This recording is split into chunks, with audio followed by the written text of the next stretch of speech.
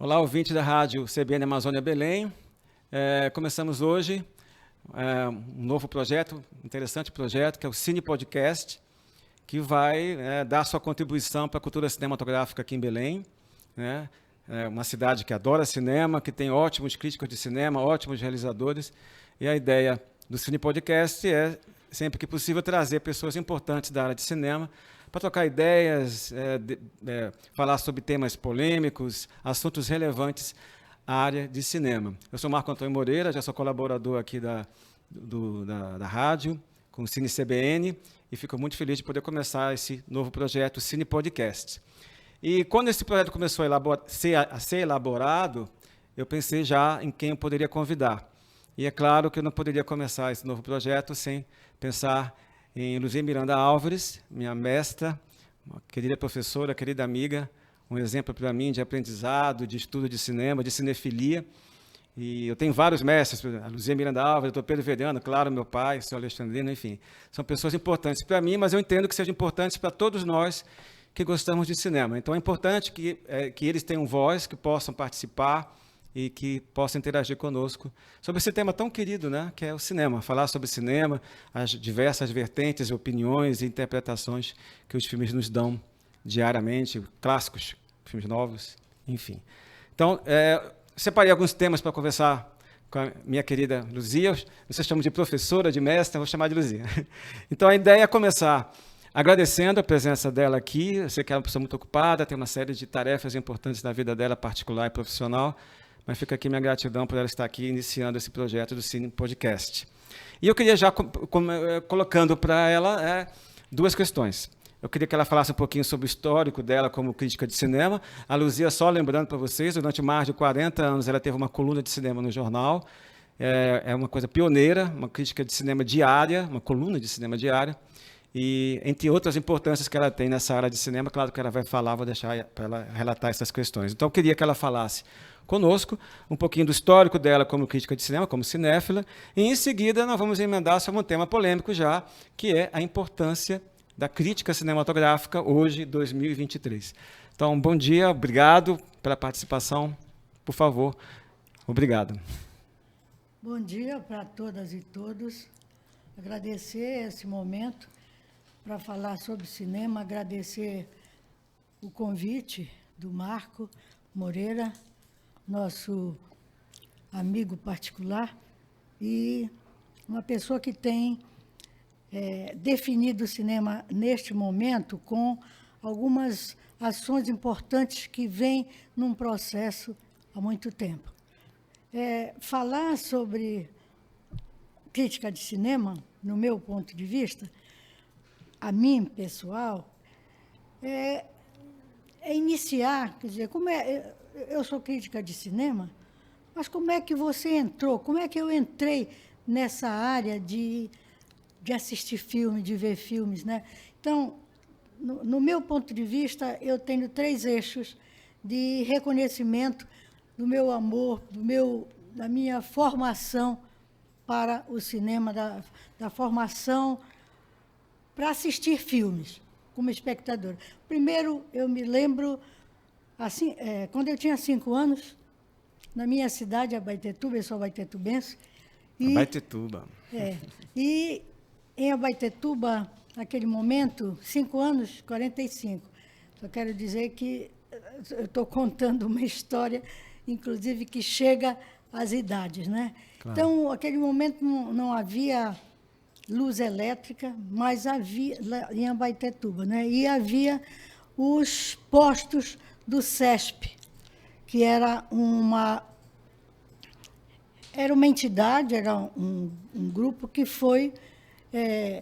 que fazia todo o trabalho de assistência à comunidade, a Abaetetuba. Então, eles começaram, na frente do prédio do CESP, eles começaram um cinema para a comunidade. Então, toda a comunidade levava sua cadeira, eles tinham o motor próprio, o projetor próprio, a luz elétrica própria lá, e começaram a passar filmes para a população. Então, eu vejo que aí Começou ali a tua relação. Esse interesse, porque cada semana havia o quê? Um desenho animado, não é? E a entrada era gratuita, enfim. Todo mundo pegava a sua cadeira e ficava na frente. E colocava lá, né? Eram os espectadores, éramos nós, aqueles que levavam a cadeira, né? E assistíamos os filmes mais próprios para que nós incorporássemos a educação sanitária. Porque, por exemplo, Branca de Neve e os Sete Anões na luta contra os micróbios, por exemplo. Então, nós começamos a aprender essas ciência educativa até, né? Esse cinema, a partir dessa formação, inclusive, de saúde pública. Então, esse é um primeiro momento que eu não vou dar sequência, porque no segundo momento que eu me considero como interesse pelo cinema é quando eu chego no internato do Colégio Santa Rosa, né? Vim de lá para estudar, e lá se passava toda quinta-feira os filmes do consulado americano. Acontece que esses filmes eram realmente filmes que te davam possibilidade de ver a cultura norte-americana. Nós não tínhamos a cultura brasileira. Não tinha exibição de filmes brasileiros? Não, de jeito nenhum. Então já criava uma distância aí, né? Dois temas básicos nesse caso. Os levados, aqueles curta-metragens sobre a cultura, né, do norte-americano, e principalmente daqueles agricultores, daquelas pessoas de certas comunidades, entendeu? Assistíamos aqueles filmes do consulado. Também havia os filmes sacros, os filmes, aqueles que eram filmes de santo, filmes de santa, né? Filmes religiosos, entendeu? Vida de Cristo, entre outros, né? Eram exibidos lá, ou então eles nos levavam para assistir. Geralmente era no Cine Iracema, né? Que nos levavam. Geralmente era o doutor Orlando Costa. Ele era da Ação Católica e nos levava para assistir os filmes, geralmente de manhã. Os filmes religiosos eram de manhã.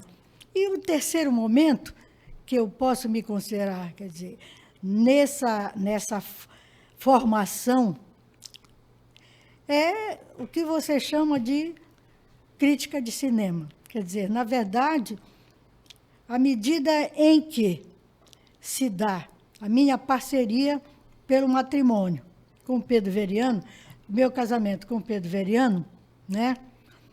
O que é que ocorre? O Pedro Veriano era um amante de cinema, é um pesquisador, e eu caso com o Pedro Veriano, né? E começamos a assistir mais filmes do que normalmente nós assistimos. Eu esqueci de falar que na Inhambaitetuba havia aqueles cinemas comerciais, e também nós assistíamos os filmes do Chaplin. Nós sempre fomos ligados, não havia teatro, né?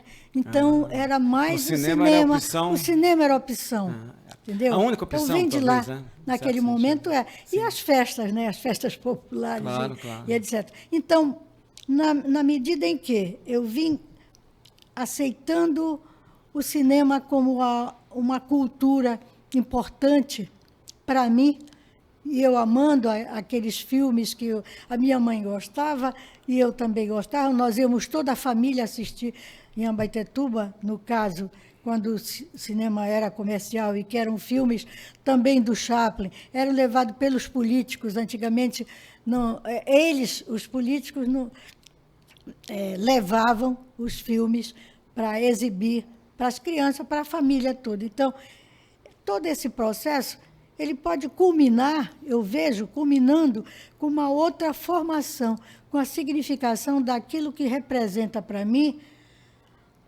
a visão crítica do que é que eu estava vendo, dos filmes que eu estava vendo. Começaste a desenvolver, então, uma visão mais elaborada. Né? A partir de vários e outros filmes que começaram. A partir não só de outros filmes, porque nós exibíamos em casa, nós tínhamos um cinema particular, que era o Cine Bandeirante.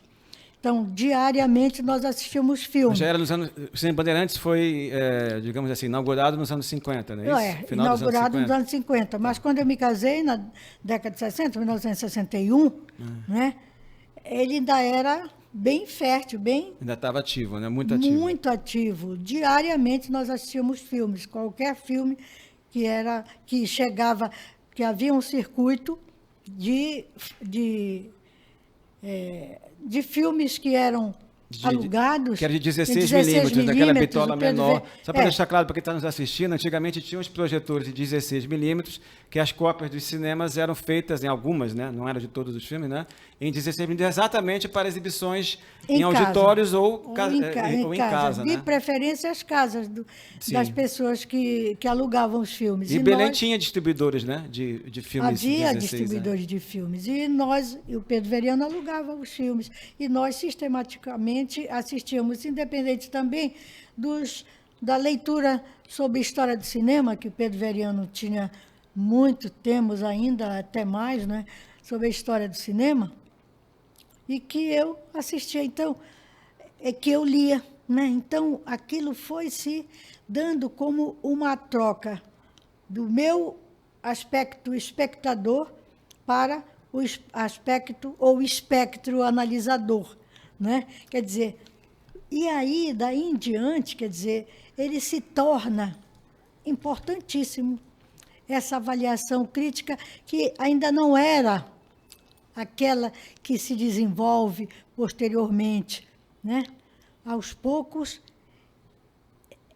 outras evidências, outras leituras, outros filmes e outras conscientizações, elas vão chegando até mim para que eu perceba que cinema não é só aquilo que você vê, o que está além, por né? trás das telas ou as ideias daqueles que fizeram os filmes, né?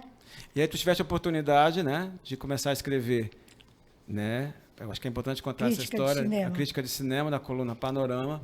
Eu acho que foi um momento histórico para você e para a história da crítica aqui na nossa local. De cinema.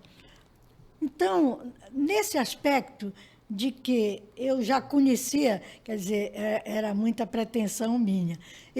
Naquele momento, eu era conhecida como a mulher do Pedro Veriano. Então, em qualquer lugar, eu era a mulher do Pedro Veriano. Mas eu já tinha certos elementos interessantes que me levavam a ver o filme de outras formas. Então, essa perspectiva da crítica de cinema, né? Se nós formos entrar já para esse outro tema, né? Por favor, dizer, acho que agora podemos entrar, a importância da crítica de cinema, a importância da crítica. Né? No meu ponto de vista, eu vejo 3 itens importantes, tá? Porque, na verdade, eu não vou esmiuçar aqui a dimensão do que me transformou ou que me incorporou nessa formadora de opiniões sobre o filme, sobre o cinema. Né? Como eu disse, eu estudava cinema, eu tinha outras formas de ver o filme, diferentemente, inclusive, do Pedro Veriano, né? Mas... que era salutar, né? Opiniões diferentes, é importante, sem dúvida. Né? Era uma desmontagem, às vezes, dos meus temas, ou dos meus diretores preferidos, ou dos meus filmes preferidos. Ele gostava de um, eu gostava de outro. Mas nós discutíamos isso sem qualquer problema tensional. Ou radicalismos, né? Ou o tema do momento, sem a polarização, né? Que só destrói a conversa. Exatamente, né? Sem esse processo. Né? Mas eu não abri a mão de ter esse reconhecimento de que o cinema não era só aquilo que eu estava vendo. O que está por trás de todo o tema que é previsto por aqueles que estão por trás das câmeras, pelos diretores, por toda a equipe, né? É importante para que se reconheça o cinema justamente não só no abstrato mas no concreto, no que ele repassa, e é muito sério, se repassa imagens que vão sendo, aos poucos, garantindo, sabe, garantindo regras sociais, e isso é sério, né? Porque o cinema se mantém no status quo conservador, muitas vezes, aquele que eu via, um cinema conservador, então eu vou aceitar o herói que mata aquele ou aquele outro. Não, eu vou ver todo um processo que se dá naquele enredo, né, naquela argumentação, para entender o processo. E eu posso ser contra aquele herói. Ou, para mim, os anti-heróis são os meus heróis. Porque, a partir de determinado momento, quando eu construo uma conscientização crítica sobre a sociedade, sobre as regras sociais que determinam padrões, estimulando, sabe, a antidiversidade, ou então considerando o racismo como algo natural, ou então considerando as relações homem e mulher de uma forma não hierárquica masculina, eu vou vendo que o cinema está dizendo para mim que eu tenho que seguir aquelas regras. Exatamente, de algum modo, até porque se sabe, né, que o século XX, por exemplo, o século passado, a arte mais influente foi o cinema. Então, ela constrói narrativas, ela constrói estereótipos, e eu entendo que o crítico de cinema, né, faz exatamente isso. Ele ajuda, colabora para o espectador sair do senso comum, vamos dizer assim, usando, né, uma frase meio comum, sai do senso comum para o senso crítico, né? Então, de algum modo, com as ideias, com as interpretações, a crítica acaba contribuindo, que é o que eu acho que tu fazes há muito tempo, né? Pois é. Então, eu tenho como uma perspectiva a importância da crítica de cinema, 3 itens importantíssimos. Por quê? A crítica de cinema, ela funciona em determinado momento, e nós vivemos isso. Eu vivi 45 anos numa coluna de cinema, né, do Liberal. O título da coluna era Panorama, né? E se percebia, Pedro Geriano e eu, que, às vezes, aquele público dizia que a crítica... eu só vou assistir filme que a crítica diz que não presta. Que não presta. Era o contrário, né? Então, esse é o primeiro item. Comportamento oposto, né? Que é para o público, nós éramos de uma forma diferente. Havia uma resistência, então, né? Havia, ou ainda há, né? Ainda existe. Essa dimensão do público, do espectador, de um modo geral, de que a crítica só servia para dizer que aqueles filmes que ela gostava eram filmes abstratos, eram filmes que não diziam nada para ela. O segundo é justamente o meu momento, é aquele que se faz para o cinéfilo, é a crítica para o cinéfilo. O que é que representa isso? É aquele momento que eu acabei de falar a respeito de quê? Da conscientização crítica de que o cinema ele não se vê como subvertendo as ideias, mas o cinéfilo ele já vai com outra perspectiva, de que... Mais informações, né?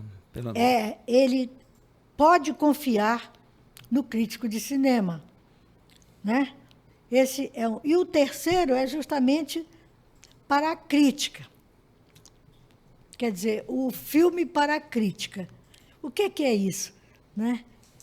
É justamente o cinema com mais formação, com mais informação, com mais um processo da história do cinema, com mais um processo muito mais, vamos dizer, com determinações importantes que vêm definir para o crítico o que realmente representa para ele ser cinéfilo e ser crítico.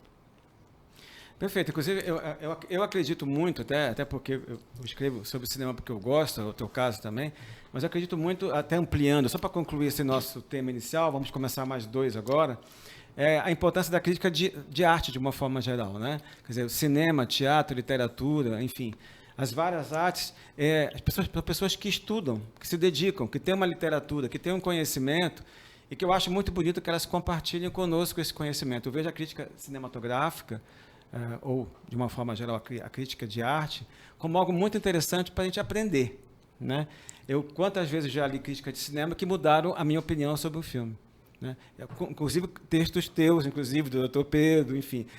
Então, é muito interessante valorizar isso, até porque o cinema hoje vive uma crise, o que eu chamo de crise de recepção, ou seja, a maioria dos espectadores talvez tenha uma visão um pouco distante do que é o cinema, a importância que o cinema tem, não como entretenimento, né, mas em algo que vai além disso. Então, eu entendo que é fundamental, e sempre será, entendo que sempre terá, que a crítica cinematográfica ou a crítica de arte seja considerada, seja respeitada e seja incluída nos debates, né? Eu sou muito favorável a isso, e uma das razões do Cine Podcast é exatamente a gente poder contribuir com essas informações. Então, antes de passar para outro tema, já podemos passar, parabenizar pelo teu trabalho todo no Panorama, são mais de 40 anos, e eu, como leitor assíduo, até hoje, ainda leio, né? De algum modo ainda leio. Na medida que a crítica cinematográfica ela é importante, nós temos que entender que os filmes têm uma presença necessária para a gente ver, acompanhar a evolução do cinema como, né, como arte, como estética. E aí eu queria falar do assunto do cineclubismo, queria que fosse um pouco breve aqui, o ideal é que fosse um tema mais amplo, né? Da importância do cineclubismo para nós entendermos a evolução do cinema. Que, graças ao cineclubismo, que é algo que começou, que é uma ação cultural que começou nos anos 20, né, nós podemos perceber a diversidade que não existe hoje, há algum tempo, aliás, do circuito comercial. Eu queria que você falasse um pouquinho sobre o cineclubismo. Como espectadora, antes da minha presença na crítica de cinema, nós assistíamos muitos filmes de um dos fundamentais cineclubes do Pará, no caso de Belém, que era os espectadores. Então, qual era a função de formação de plateia? Formação de plateia em que sentido? No sentido de mostrar aquilo que nós acabamos de falar, que cinema não é só o visto pelas imagens, aceitar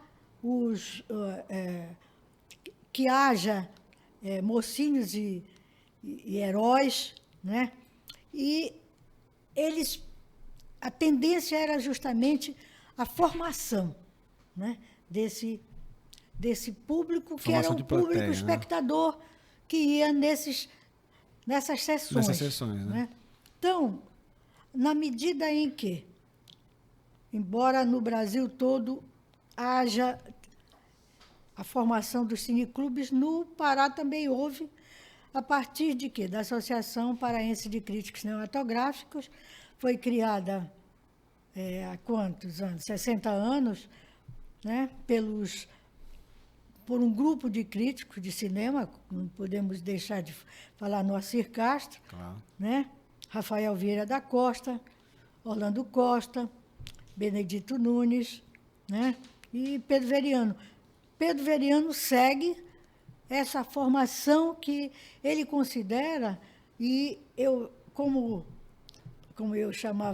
me chamavam naquela época, a mulher do Pedro, eu ainda não era, fazia parte desse processo de análise crítica, eu era a bilheteira, né?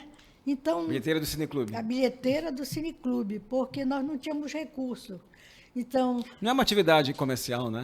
Não era o que se chamava tanto Cinema Extra. Né?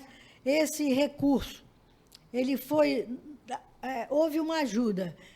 O Benedito, Maria Silvia, Pedro e eu fomos lá com o reitor que começou esse processo, que foi o doutor José da Silveira Neto, que nos deu um recurso para que começássemos a exibição de filmes Cineclube na odontologia. Então, esses momentos, eles foram sendo multiplicados, né? Pelo interesse do Pedro em levar os filmes em múltiplos lugares, aonde ele poderia... Para diversos públicos, no caso, né? Onde houvesse um projetor e onde houvesse interesse, né? No Grêmio Literário Português, Cine Guajará, no Cine caso, Guajará, né? da Base Naval. Estamos falando dos anos 70, basicamente, Isso dos anos né? 70 para cá. Até né? início dos anos 80, né? Eu acho que houve mais ou menos esse período. um período né? forte, intenso, né? E o que é que se... Haviam todos os cinemas comerciais daquele momento. Olímpia, Nazaré, né? Todos os cinemas, nós não vamos fazer a história desses cinemas comerciais. Havia os cinemas comerciais que não exibiam aquilo que, naquele momento, os cinéfilos, transformados em críticos, passaram a ver que era importante ser exibidos para o público de Belém, para dar continuidade àquela expressão de formação de plateia. E eu imagino como devia ser angustiante, só para posicionar quem está nos assistindo, que muitos filmes que o Cine Clube programou nos anos 70 eram filmes inéditos em Belém, 10, 15, 20 anos. Eram livros que se lia nos livros de cinema, mas que não tinham chegado aqui em Belém. Então, para a formação de plateia, o Cineclube tem esse conceito cineclubista da cultura de cinema, da diversidade, passa por essa necessidade de exibir filmes fora do eixo comercial, né, que foi isso que foi feito, que é feito em vários cineclubes do mundo inteiro. E eu acho que a crítica cinematográfica cresceu muito com os cineclubes, não? Sem dúvida, porque, como você acabou de referir, os filmes que eram exibidos no que nós chamávamos circuito extra, ele tinha um preço, 2 preços, né? Um de aluguel e outro de transporte. Não tinha dinheiro, não tinha recurso. Então, e se nós tínhamos locais para que se fizesse, que se projetasse as exibições, filmes, né? E havia também necessidade, muitas vezes, já que dois locais, havia 3 locais, a bitola, né, o tamanho do filme era de 35 milímetros, havia necessidade também do pagamento do operador. Claro, então, tem custos, eram né? Três custos, né? 3 veios de recursos que nós não tínhamos. Então, o Cineclube ele passou a fazer uma espécie de associação de espectadores que pagavam um X para que nós mandássemos buscar os filmes que não eram exibidos em Belém e que eram inéditos, né, aqui. Então, isso foi uma prática que permaneceu por muitos anos e que era uma prática extremamente difícil, né? Porque... Dava um trabalho danado, né? Trabalho, recurso... Sim, recursos próprios, às vezes, né? O recurso não saía, vamos dizer, o recurso não dava nem para um filme, muitas vezes. E aí o Pedro Veriano, tirava do... E às vezes não tinha dele. público nem suficiente para arrecadar também, né? Não tinha. Porque eram filmes, digamos assim, né? Fora do eixo comercial. Então não tinha tanto interesse das pessoas, né? E outra coisa, os exibidores não eram de Belém, eram de outras praças, né? Recife, Rio de Janeiro e São Paulo, né? Então, eram de lá que vinham os filmes inéditos, era de lá que vinham os filmes que nós passávamos, nós exibíamos, e logo depois havia o debate. Então, em cada um dos filmes, desses filmes extras, havia o debate, né? Que era super enriquecedor, né? Quando você enriquecedor. Você aprendia muita coisa. Nós discutimos, a bilheteira também se interferia lá, mas eu estava lá no meu lugarzinho esperando chegar recurso. Então, essa prática do Cineclube foi justamente uma prática que levou a a formação de espectadores que até hoje lembram desse processo e faziam questão de nos ajudar com recurso, faziam questão de pagar mensalmente, era uma mensalidade. Então, a mensalidade. Quem estava apto podia passar o filme. Podia Havia participar, também um outro local, que era aquele Teatro Martins Pena, né? Aí o Pedro Veriano exibia, né? Então não precisava pagar o operador. Né? Ou seja, era fundamental parceria, né? Porque em termos de patrocínio, em termos de recursos financeiros, não tinha, né? Não havia.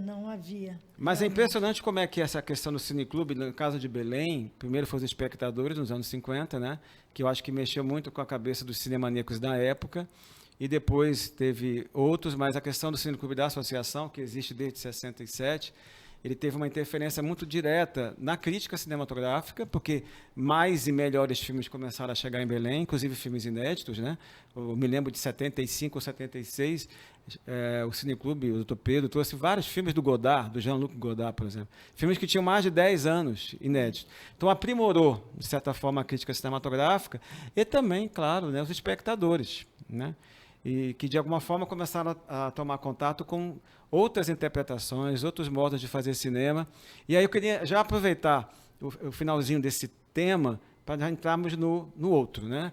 Que na medida que nós, espectadores, começamos a assistir filmes diferentes, de diversas nacionalidades, com diversas abordagens, com temas, de certa forma, antigos, mas vistos, interpretados de novos modos, eu queria colocar aqui, né, nessa reta final nossa quase, a questão do feminismo, né? Que, na realidade, nós, durante muito tempo, tivemos acesso a filmes que tinham uma leitura masculina sobre as histórias, né? E nós vivemos há algum tempo já, felizmente, uma desconstrução dessas narrativas e uma construção de, né, narrativas mais, até historicamente, mais, né, corretas. Então, eu queria aproveitar, né, eu sei que você tem é um dos temas que você estuda muito, participa, tua tese de doutorado, enfim, tem toda uma história, não só como crítica de cinema, mas como acadêmica também, como professora. Queria que a gente abordasse esse tema da importância do cinema feminista, né, hoje, a partir de todos esses estereótipos que foram construídos em mais de 100 anos de cinema, a gente pode chamar, né, em torno de 100 anos de cinema. Então, é um novo momento que nós vivemos. Então, eu queria que você abordasse esse tema para que possamos te ouvir. O cinema feminista, que a gente pode considerar como cinema feminista, eu creio que vai muito pela conscientização crítica de como a sociedade foi construída com as amarras das regras patriarcais, em que definem-se, né, comportamentos masculinos e femininos e a submissão das mulheres nessa hierarquia masculina em todos os âmbitos, né? Claro. Então, à medida em que eu ainda não tinha lido nada que me fizesse considerar um cinema feminista, né? Eu passei a considerar mais o referencial entre a dimensão de como as mulheres eram vistas pelos autores, pelos espectadores, pelos diretores, pela equipe que constrói o cinema, pela produção, né, dos filmes, como é que as mulheres eram vistas e como é que os homens eram vistos. Então, começa, no meu ponto de vista pessoal, lembrem-se, eu sou uma mulher da década de 40, né? Uma mulher da década de 50, nasci em 40, né? E em 50 tinha 10 anos e fui absorvendo todas as regras sociais de uma sociedade rural, né? que definia os comportamentos. Mas eu achava que não era isso. Então, existe esse eixo da minha formação, da consciência crítica sobre os filmes que eram exibidos e que eu via, mas não é possível, sabe, sobre casamento, sobre as mulheres submetidas as tarefas domésticas. E a papéis né? secundários. A mulher era apenas um coadjuvante, né? Sempre foram. E aquilo me fazia mal, muito mal. Né? O que veio a diversificar isso? Quando justamente eu comecei a estudar a questão da mulher. Né? Que aí você diz, é feminismo. É feminismo. É a questão da mulher que eu percebia que eu não era esse tipo de mulher. E que o cinema estava estava criando submissões àquelas imagens femininas. Exato. Né? E eu fui desenvolvendo a minha consciência crítica na perspectiva dos direitos femininos, né? Considerando que esses direitos faziam criavam a dimensão de um feminismo, mas eu não vi ainda muita leitura sobre o cinema feminista. Sobre esse tema. E sobre o cinema feminista mesmo. E nós temos realmente duas teóricas importantes que trouxeram uma contribuição muito grande, né, que é a Anne Kaplan e a Laura Mulvey, em que elas vão mostrando de que forma, se as próprias mulheres espectadoras absorvem essas regras sociais e sobre as mulheres e se constroem como essas mulheres. Então, a minha possibilidade de criar críticas que não se coadunavam vamos dizer, aquela história que eu assistia das mulheres próprias para o casamento. Eu me lembro muito de em que as duas mulheres, me esqueci o nome, era o Glenn Ford, inclusive, e tinha fugido com uma mulher, né? E isso foi logo depois que eu me casei, inclusive, que eu assisti esse filme. Era a Debbie Reynolds, né? E o Glenn Ford. Então, eles fugiram para casar e tudo, estava todo mundo muito preocupado, a família preocupada. E eu preocupada aqui, porque eu estava vendo que eles tinham fugido. Como é que eles iam ter aquelas relações sexuais se era só dentro do casamento? Aí, quando um dos recortes interessantes é justamente a imagem dos dois deitados na cama e mostrando a mão com a aliança. Entendeu? Veja só, né? Quer dizer, aí todas as mulheres e toda a sociedade foi dizer, não, eles casaram primeiro antes de ir para a cama. Entendeu?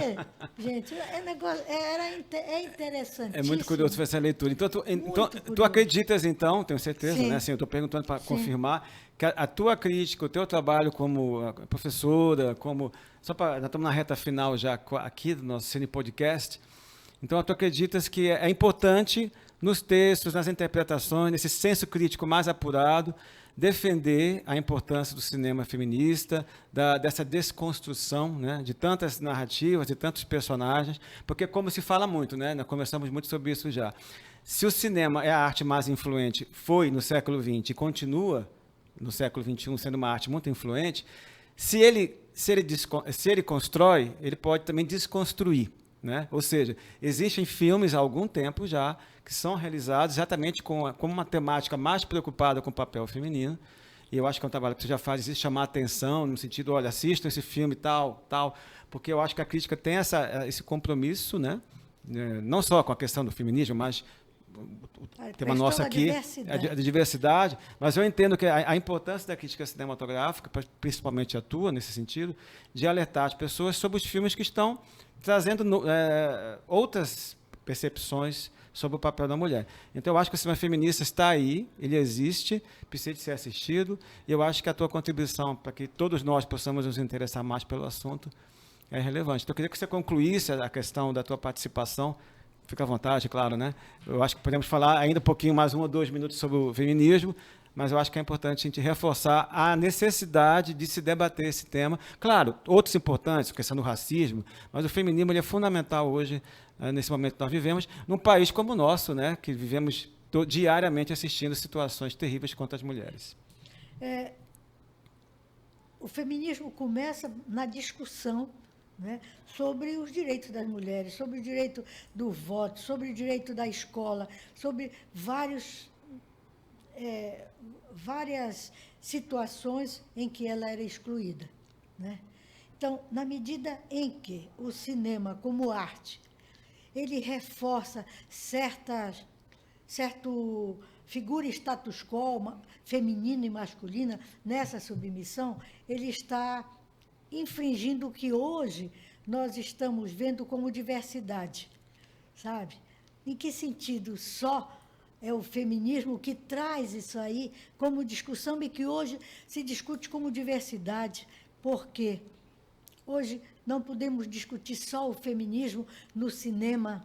Claro. Nós temos que discutir esse amplo. Feminismo marcado pela interseccionalidade, questão de classe, de raça, de gênero, de geração.